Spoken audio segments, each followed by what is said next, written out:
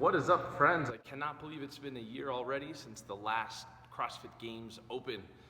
2017 17.1 workout was released tonight, and it is dumbbell snatches and burpee box jump overs, starting with 10 dumbbell snatches, alternating arms, then 15 burpee box jump overs, then 20 snatches, 15, 30, 15, 40, 15, and ending with 50 dumbbell snatches and 15 box jump overs. There's a 20-minute time cap on this workout.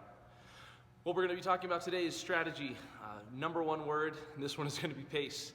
There are people who will come out so hot that first round. Dumbbell snatches, touch and go, maybe even switching on the way down in between reps, going through. But by the time they hit the round of 20, 30, definitely the round of 40 dumbbell snatches, and then the 15 burpee box jump overs, that pace is going to slow way down. My advice, finish that round of 30 still feeling pretty darn good. If you've got a lot of juice left, then turn it on and go. But burpees, drop to the ground, get up, feet take off and land together on the box, safely get over, turn around, and right back down to the ground. That name of the game is going to be keeping your breathing under control. On the dumbbell snatches, 50 pounds for a lot of athletes, for men, and then 35 for ladies isn't super heavy, which that might lead to someone rounding their back and just muscling the weight up. For the first couple rounds, that's going to be possible. I still don't recommend it. What I would suggest is finding a rhythm that keeps you moving, controlling the lockout, touching the ground since both heads of the dumbbell need to touch, and keeping that pace, whether you're on the round of 10 or the round of 50. This is going to be a second half workout for sure for most people. If that last set of 15 burpee box jump overs ends up taking someone 2 to 3 minutes, they're going to get crushed by all the folks who still have some juice left in the tank. So, good luck. Pace. We'll go over a couple of really quick technique things to think about, and then you guys can get after it. Any suggestions, comments, feedback? Do you agree or not? Do you like these videos? Let's do it. 2017 CrossFit Games Open. Here we go.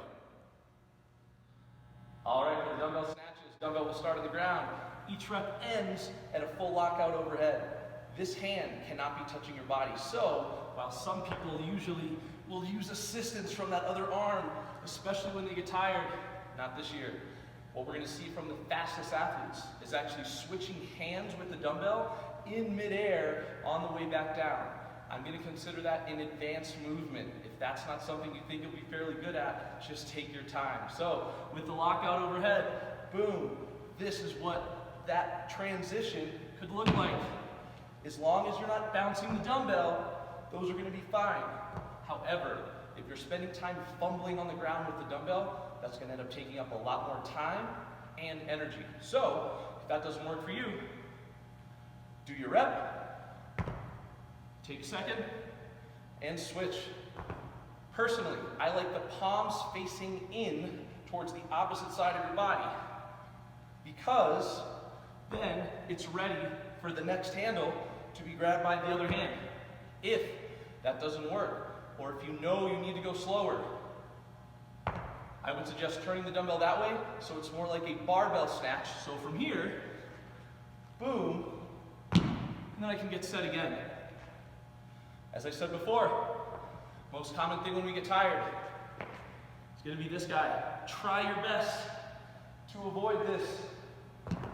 This is competitive exercise racing. It's not worth getting hurt because you want to get 3 seconds faster on your time by rounding your back, curling and pressing the weight.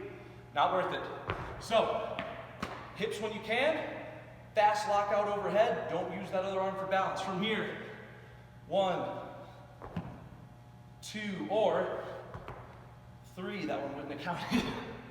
4, you get the gist. Keep your heart rate under control on those. For the burpee box jump overs, there will be a line taped to the ground going through the middle of the box. Line must be in the center of the chest. One hand and one foot on one side of the line. One hand and one foot on the other side of the line. Standard burpee, facing the box. From here, what I would suggest is based on your engine, based on your endurance here, jumping up, it's going to get a lot more fatiguing. With the volume we've got, stepping up isn't a bad idea if you know it's going to catch up to you. So, drop it to the ground. Assume there's a line here. Chest touches. Get up. That would be the jump. Feet take off and land together. Safely get over the box. That would be 1. If the jump is something that's going to tire you out, you can either step back and get on the ground and step up, or any combination. I would suggest only people who's got engines for days consider clearing the box. But if you decide to do that, you take off and land together on the other side too. So drop down, boom. That would be your rep there. This is where I think the workout is going to get won or lost. Keep your heart rate down. Keep breathing and realize that for a lot of people, this is going to be a 15 to 20 minute workout. For most people, it's going to be a 17 or 18 to 20 minute workout. Pace, breathe, good luck, have fun, I believe in you. Here we go.